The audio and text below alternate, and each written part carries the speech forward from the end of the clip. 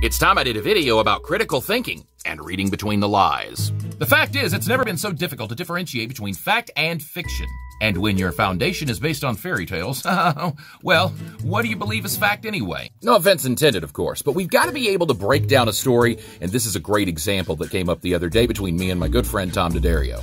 We were talking about how conservatives seek confirmation bias and don't look into the article. Tom gave me this example that someone put in front of him about the insurrection, about Nancy Pelosi and the National Guard, so I decided to look it up. So I typed in the basics of what he told me. NBC, National Desk, Pelosi, National Guard. That was sort of the nuts and bolts of what he said. Well, this guy said NBC News, National Desk. He said the author's name, and I'm not going to get into that because they're not giving traitors clout. But he said that Nancy Pelosi blocked the National Guard on January 6th. That's the claim. Let's take a little closer look.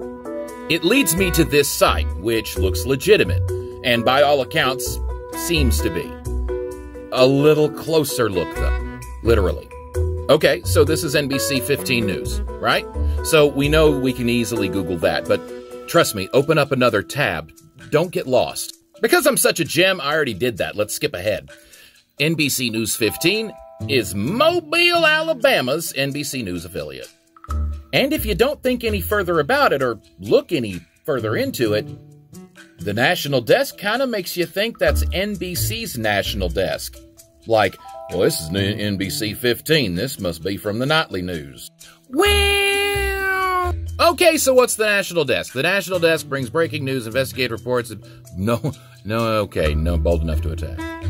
Trans woman, oh my God, and Florida man.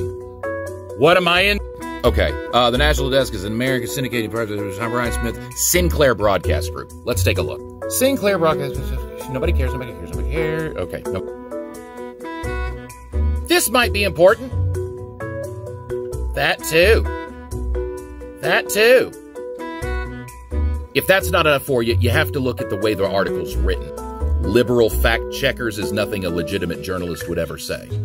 Oh, what do you know? I used to be a journalist. Then the featured quotes are all from conservatives to conservative media outlets. That kind of conservative bias language lingers throughout the article. And I want to point out, my assessment is not that I personally agree or disagree or any. It's the fact that when they put fact checkers and things in quotations, sometimes they're quoting what was actually said.